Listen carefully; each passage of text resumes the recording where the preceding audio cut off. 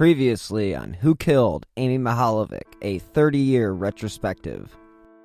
We just passed the 17th anniversary in the disappearance of Amy Mihaljevic. On October 28, 1989, she was kidnapped in broad daylight near a plaza right across the street from the Bay Village Police Department. People in Northeast Ohio will remember this case very well. Who killed Amy? Who killed Amy Mihaljevic? It's a question that has baffled investigators now for 17 years. Sweet little girl from Quiet Bay Village, kidnapped, murdered. It has been just over 24 years since Amy Mihaljevic disappeared from the Bay Square shopping center in Bay Village. Her body was found in an Ashland County field in February of 1990. Through the years, several possible suspects have been looked at, but there has never been an arrest. Over the past 25 years, investigators conducted thousands of interviews but couldn't close the case. The killer knew so much about the family. There's now a renewed focus on those who knew Amy's mother, Margaret. We have a range of about 25 to 35 roughly for this individual. Okay. Differing clothing descriptions, different hair descriptions, one with glasses, one without glasses. I think what we can safely say is that it's a white male of average build who is probably in that 25 to 35 year age. That seemed to be fairly consistent. I'm not surprised that we still get calls. I'm disappointed that we haven't gotten further along in the case. Of course, we all wonder, is it because of the Amy Mihaljevic case? I don't know. Obviously, you don't like to see these kind of things happen, and you try to teach your kids to watch out for these kind of things. It's the kind of thing that it happens. If anybody has seen her get into a vehicle, I think that would help quite a bit. With Margaret leaving and her passing, then I'm the only one left. I had in my mind long before then that she wasn't going to be found alive. Well, back to Amy. So Amy was a can-do person, very smart. She was very book smart. Did well in school. Athletics, horses, and school, and just usually pretty quiet. If she didn't know you, she wasn't going to talk to you. And I don't have any personal stake in it that I have to do it. I just want somebody to do it. I want somebody to be able to call Mark and say, we think we've got the guy, and we're going to put some closure to this, and we're going to get this done. I don't care who it is. Doesn't matter to me. I just think he deserves that kind of closure. The community deserves that closure. And again, the guy needs to be locked up. It's the bottom line. We think they're getting closer. We We don't know. That's always our carrot in front of our face, that they're getting close. The murder of Amy Mihaljevic in Bay Village. It has remained unsolved for almost 30 years. Well, apparently, we've talked about this. Apparently, a lot of people are confident. Hello and welcome to another very special bonus episode of Who Killed Amy Mihaljevic. I am your host, Bill Huffman. And this week's guest has been through more than anybody in the past 30 years. I'm talking about Amy's father, Mark Mihaljevic. In the beginning of this nightmare, Margaret Mihaljevic, Amy's mother, was the face of the investigation. She was all over television and the newspapers and was always willing to give an interview. Unfortunately, Margaret had some health issues and passed away nearly 20 years ago. Some say from a broken heart. Ever since then, the person carrying the torch for Amy is her father, Mark. I have spoken with him before, and you can tell this has been extremely hard on him since he isn't as gregarious as Margaret was. In fact, I'd say Mark has set aside his shyness and is now in the role that Margaret once held. Mark worked for Buick as a sales representative when Amy was abducted. He is originally from Wisconsin and has lived in the Cleveland area for nearly 35 years. He has taken time out of his day, and after a week of constant anniversary interviews, I feel lucky to have the chance to speak with him today. So let's jump into my conversation with Amy's father, Mark Mihaljevic. Hey, good morning, Bill. How are you? I am very well. Thank you so much for joining me, Mr. Mihaljevic. How are you today? I'm doing good. Are you surviving through this horrible 3 weeks of endless coverage of Amy? I mean, this has got to be a... Well, yeah. I mean, that's been the situation all along. You got to keep moving, and you got to keep going. And but it sure brings back a lot of sad memories. I watch a lot. I work for News 5 now, but I do watch all the segments, and I feel like sometimes it puts you in just such a tough spot, to have to bring those memories back up. And I know it's something that you have to do to keep the story out there, but I feel for you, and just it's just something that nobody should go through. You shouldn't have to be going through this. This is just ridiculous. But it's you got to be thankful that it's still out in the public eye, and people are still thinking about it, and people are still trying to resolve the case. Yeah, how do you feel about the current state of the investigation? Holy mackerel! There's been more stuff on TV here the last 2 weeks than I could ever imagine, and I can never and never will fault the police or the media or anybody else that's been involved, because everybody's sure worked their self to the bottom end to try to resolve this. Yeah, there's definitely a real push to, in my opinion, find resolve with this case. And I'll not use the word closure, because I understand that that's not something that can happen in your situation, unfortunately. But how is everything else with your life? Everything, Jason. I've seen Jason on TV more than I've seen him in ever before. So he must be doing. I've seen him more on TV than I've ever seen him in the last 10 years. No, I'm just teasing about that. But Jason's doing good. Him and the boys are pretty tight. Him and his two boys are a really tight bond. And here in a couple of weeks, the three of them are going on a cruise together, and they're doing good. That's really good. So Jason lives down near Akron? Outside of Kent, really. That was one of the things that people have asked me throughout the last year. How's Jason doing? Because he was kind of you protected him very well throughout this whole experience, and yeah, Jason has become a lot more proactive. I saw some of the stuff he left on Facebook and stuff. He's been, in the last, 5 years, but maybe as a timeline, become a lot more proactive in resolving the Amy case. Do you think that is something that it took him a while to, just be able to look back at that memory or that part of his life, and maybe? Well, yeah, I think you're right there. I agree with that, but as you get older, you get more proactive. I think sometimes you come out of your box, you come out of your shell a lot easier. I mean, that's one thing that, having met you in person on the few times we met, it definitely feels like that you're not nearly as gregarious as maybe Margaret was back in the day, but you kind of put that all to the side, and you do this for the greater good. Well, I take that as a compliment, and you got to do what you got to do, and whatever it is. It's true, you do. I mean, in your position, is there something that the media could do, or do you feel like that they're doing everything in their power to keep the attention on the case? Well, I think they're doing everything in their power. I think right now everybody's sort of a little handcuffed on it right now. It's sort of I don't know how to say it. It's just everybody's doing what they can to help resolve it, as far as the media and the police, and there's just a little bit of a lull. But I even hate to use that word. There's just a little, I don't know how to say it. Just it's going to happen. That's all I can say. It's going to happen, and ebbs and flows. It's going to be a heck of a deal. It's going to be a closure. Yes. And when we talked first, we talked about your confidence in the case, and as far as when I just talked to Chief Spetzel, he mentioned that he is going to be retiring in the spring, but he hopes to come back and be able to work on the task force. Yep. How would you feel about that? I mean, that would be.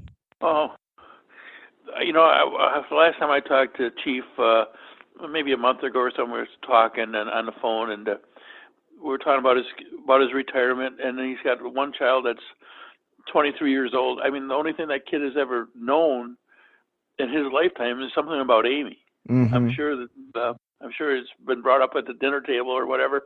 So it's amazing. I'm still in awe that one person or the chief has been involved in this case from day one. Hard to fathom that. it's remarkable, especially in the way the bureaucracies work with promotions and chain of command, and the fact that he was able to climb the ladder, still be a part of it. And I mean, he is the driving force at the station in my mind. I mean, he is the encyclopedia of the case. And when I go and talk to him, he emphasizes the fact that just a couple pieces away, you know, the one thing that he emphasized was being chief. He just hasn't had the opportunity to get his hands on it in about 5 years. So he's hoping that, you know, that he does get that chance. Well, and that's true. But here again, he's got a lot of highly qualified people working with him in the department that are highly involved in the case, and he's got good help. They do. And I like the fact that the special agent for the FBI is from the area as well, because again, like when you have something that hits close to home like this, people like myself, people like Lisa, you know, Special Agent Hack, and obviously Chief Spetzel, you know, there does become a driving force to see resolution. Like you mentioned, his son only experiencing Amy. I mean, it just would be, like you said, it would be like Christmas and every holiday all together times 1,000. I want it more than that. I want it more for you than anything else. I mean, just having met I you, appreciate it. You don't understand. Like, that's the thing about being a reporter, is that you really don't know. You only get to see a little bit on the news, but just getting to know you on the personal side of things, it's just really, it makes it that much more personal to me. You are carrying the torch through just an absolute terrible darkness. That's true, but I'm not the only one carrying the torch, and as we discussed before, there's been so much effort, and like I said before, so much effort put into this. I'm just trying to help whatever I can do, and I'm not carrying the torch. I don't You're keeping the light lit, is what you're doing. Right. That's true. I mean, you think about the fact that Margaret's been gone for nearly 20 years, and you've really been the main go-to person. And I mean, your day-to-day life, I mean, how are you doing? Like, last time I was over, you guys had the dollhouse you still have the dollhouse in the middle of the room? Oh yeah, we got the dollhouse. We're trying to sell part of it. It's going to go up on eBay here a little bit. We're not selling the whole thing, just the addition. Let's see. Let's see what else. Did you get the tractor running? The tractor was running. The tractor made it to Wisconsin. No way. For a 30-mile parade. I made it and went back to its birthplace. The parade started in West Dallas and was supposed to go down to a city in Wisconsin called Union Grove. Okay. And I made it about a mile and a half, and the thing it just quit. But that's awesome. It shows you what I know. It was out in one heck of a rainstorm the night before the parade. I had it over at my friend's farm, and it poured. And I said, before we take this thing, it was about 30 miles away. I said, before we take this thing to West Dallas, I said, we're going to fire it up, and gave it a little shot of ether, and it was running good. Got it up there, and in the staging, it was running good. Went about a mile and a half, and the thing quit. But it stayed in Wisconsin. It's back at its birthplace. Nope. But what's it doing? What's it doing up there? I mean, I know that's where it's from. Well, you know, there was a big meet up there. That's why we went up there. But there was a big meet, and there's my friends have been farming up there ever since I've known them for 50 years, and there's a thing up there called Future Farmers of America, and every year they get a tractor somehow, and the kids rebuild it, paint it, rebuild it, get it running, and the Alice was donated to the Future Farmers of America out of I don't know if it's Racine County or Burlington or whatever, but it was donated. Well, look at you contributing to the Future Farmers of America. Yeah. Well, that's cool. That is taking the tractor full circle. Let's take a break and hear from this week's sponsor, BetterHelp.com. And Georgette's got to be thrilled. Georgette's got to be thrilled. She said we didn't know we had such a big garage. So I don't know. Let's take a break to hear from this week's sponsor. I've had to deal with my fair share of anxiety and depression in my life, and I'm happy to say that there is now an easy way to get help.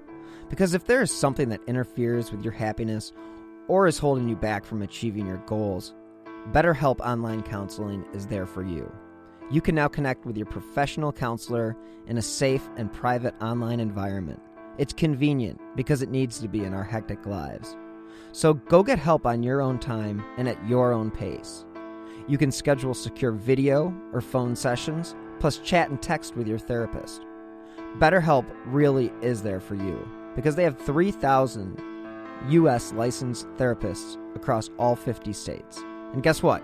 If you aren't happy with your counselor for any reason, you can request a new one at any time.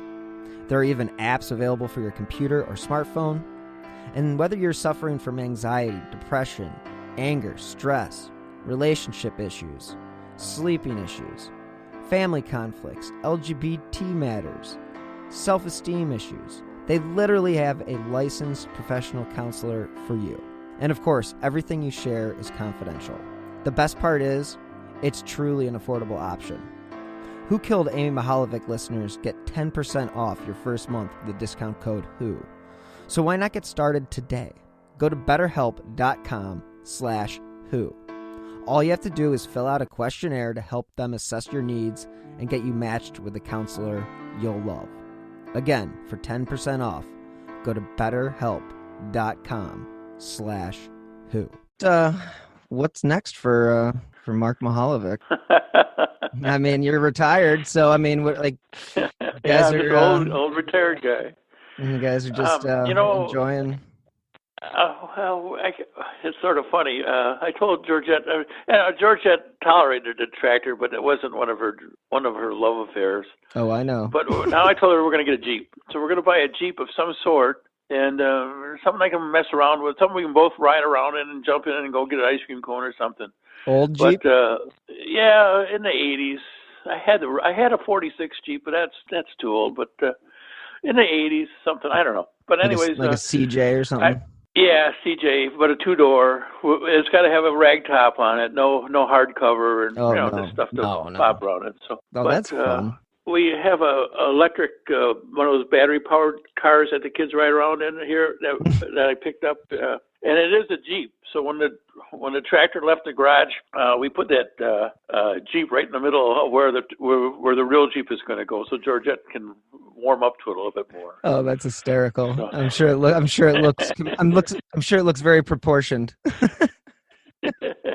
Yeah, pink Jeep. The kids love the grandkids love it. So. Oh yeah, that's. I always wanted one. I never got to have a Power Wheel. That was one of my. No, me neither. Well, I'm way past that age. I always wanted one of those pedal tractors when I was a kid. Where you've seen them. Yeah, I had a pedal. Yeah. My dad's old pedal fire truck. Oh yeah. Yeah, that was cool. Now it was like one of those things that's like you can tell why things got improved as safety features became more abundant. Oh yeah. You'd be riding that thing and you'd just be hitting your knees and scraping your knees and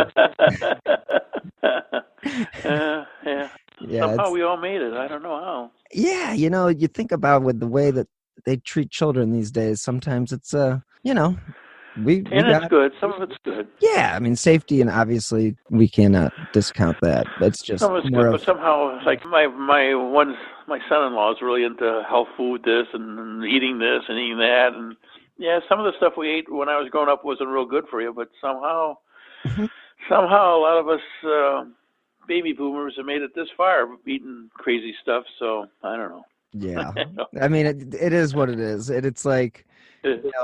People. I just think it's one of those things that, like, from my dad's situation, it was just like that's your time. It is what it is. Yeah. But exactly. Not to say that that's any bit. Things like crime and. I see where you are now. Have a full-time job, huh? Well, I'm not full-time. I'm part-time at Channel 5, but I am. Okay. I'm part-time podcasting as well, so I kind of cool. Anyway, it's been good. I actually took Amy's story down to New Orleans. I was at a convention down there, so I had a whole table with all the. I took all the missing posters. Like I made these postcards Wow. with all the items that are gone, and then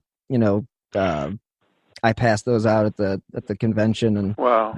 probably Wow, distributed about 1,000 of those. And it's Wow. what I did was Wow. I printed it out on like a postcard, so it's like a nice glossy, but it's the FBI poster that gives the whole background of the story, Thanks. and it's got call this number for, and so that was definitely helpful as far as getting more exposure. And I appreciate that. Thanks. Oh, I'm riding this one. This one's not. I mean, this is personal to me. It's this is not. Wow, thanks. I'm not letting this one go. I mean, I've done so many different episodes about the case and talked to so many different people about it, and I've been on other shows about it, and there's been other podcast stuff that's reached gosh knows how many people, but it's definitely something that I will fight the battle with you until this is resolved. Well, that's extremely appreciated. Thank you. Well, you are one of the nicest guys that I've met. So you've just been through. You've been through so much that it just is. It's unfair that you have to live with this on a daily basis. So I don't know if you had any final thoughts or anything you wanted to say about Amy and how you feel about the 30 year. 30 years, isn't that something? You know what, Bill? When people say anniversary, when I think of the word anniversary, I think like you've been married 30 years, or you're 30 years old, or I don't know how else to put it. I guess all anniversaries aren't happy. How's that? I guess I've been searching for a better word for that as well, because actually in my notes here I have a question written, and it says halfway through it says 30-year. And I bet, don't call it an anniversary of an interview. Yeah, but it is, I guess. It is, but it's more of it's one of those milestone. I don't want to say milestone either, but it's one of those points in time that an opportunity for people to look back. Yeah, but yeah, I mean, so your final thoughts on going through all this with the 30-year. Well, it's amazing. Amazing how it makes it seem like it didn't happen 30 years ago. It's been around for so long and been involved so long, and people been involved so long that 30 years went by like a blink of an eye, really. So it'll be solved, and we'll have another round of media, and it'll be a lot. Well, that would be a little bit different. It'll be a lot more happy on my half, that's for sure.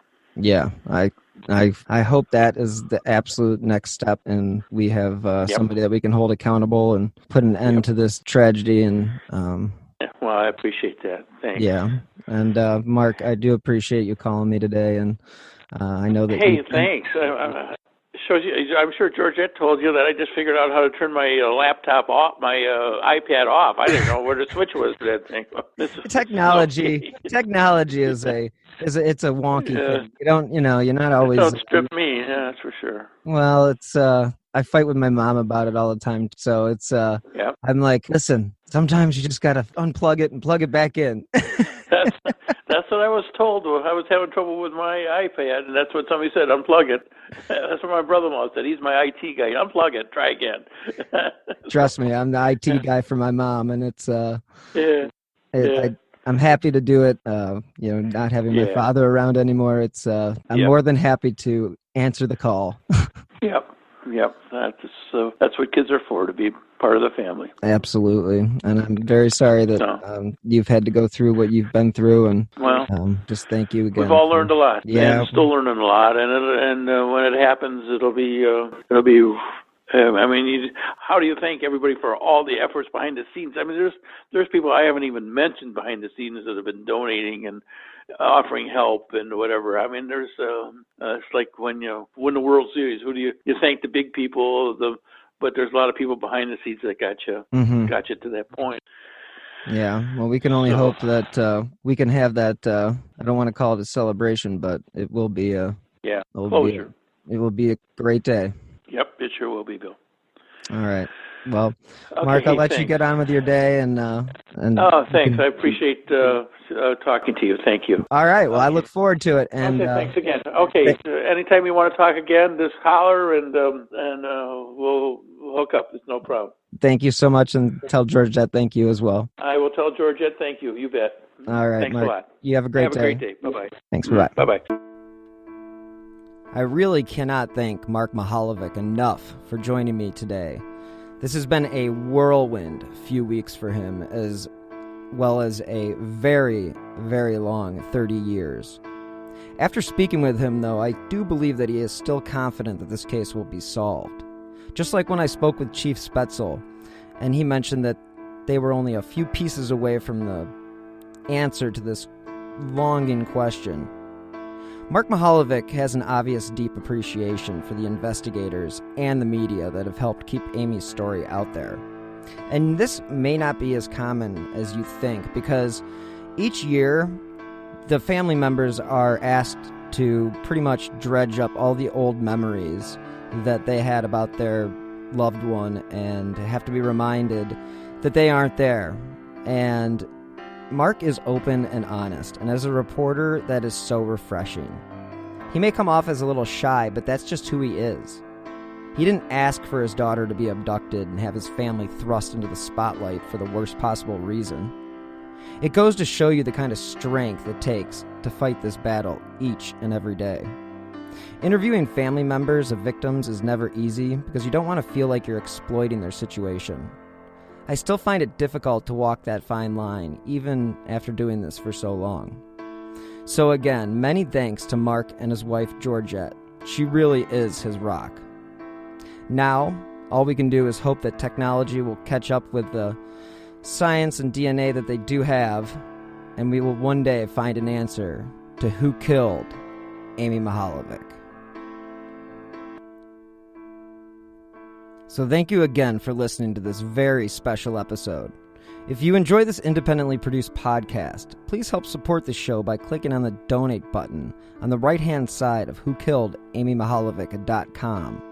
Or you can always donate via the Venmo app with my username @BillHuffman3. Any amount is appreciated, and it does help keep the podcast running. If you enjoy this show, please leave a 5-star review on Apple Podcasts or wherever it is that you listen to your favorite shows. It will help support this show as well as keep Amy's story in the spotlight. If you'd like to stay up to date on the cases I've covered and the new shows that I have in the pipeline, like My Passion Case, please follow me on Twitter @BillHuffman3. If you have any new information, I beg you to contact the Bay Village Police Department at 440-871-1234.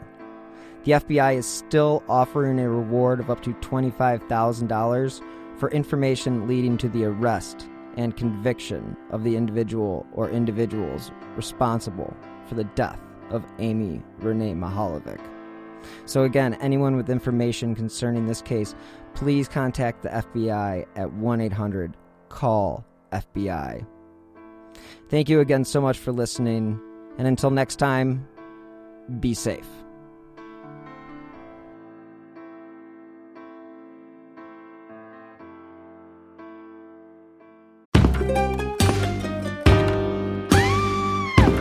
Hi, I'm Sean McCabe. And I'm Carrie McCabe. We are, well, married, obviously, but we're also obsessed with the darker side of things. True crime stories, alien abductions, poltergeists.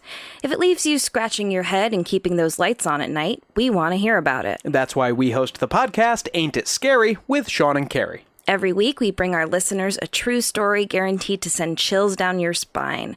From history's most brutal serial killers to the mystery of spontaneous human combustion. Yep, lots of these stories leave unanswered questions behind, and you'll get to poke through the rubble of the evidence with a hardened skeptic and someone whose mind is more open to fun. Yeah, that's what I was gonna say. You can find Ain't It Scary with Sean and Carrie wherever you get your podcasts, and on social media at Ain't It Scary. Come play with us.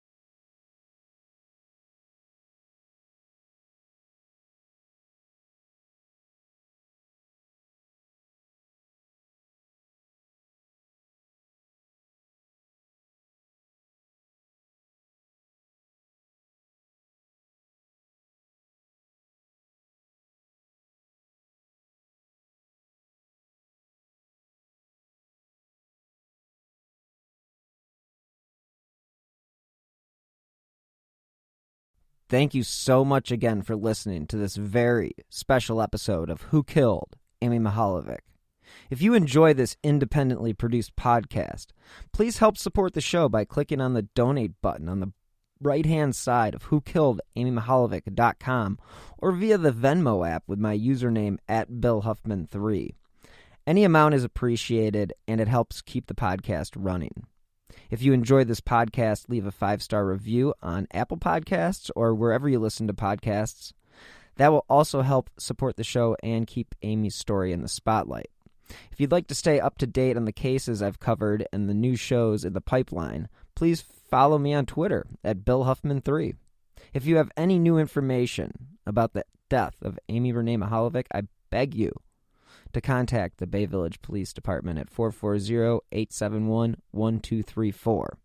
The FBI is still offering a reward of up to $25,000 for information leading to the arrest and conviction of the individual or individuals responsible for the death of Amy Renee Mihaljevic. So anyone with information concerning this case, please contact the FBI at 1-800-CALL-FBI. Thank you again for listening. Until next time, be safe. Hi, I'm Sean McCabe. And I'm Carrie McCabe. We are, well, married, obviously, but we're also obsessed with the darker side of things. True crime stories, alien abductions, poltergeists. If it leaves you scratching your head and keeping those lights on at night, we want to hear about it. That's why we host the podcast, Ain't It Scary, with Sean and Carrie. Every week, we bring our listeners a true story guaranteed to send chills down your spine. From history's most brutal serial killers to the mystery of spontaneous human combustion. Yep, lots of these stories leave unanswered questions behind, and you'll get to poke through the rubble of the evidence with a hardened skeptic and someone whose mind is more open to fun. Yeah, that's what I was gonna say. You can find Ain't It Scary with Sean and Carrie wherever you get your podcasts, and on social media at Ain't It Scary. Come play with us.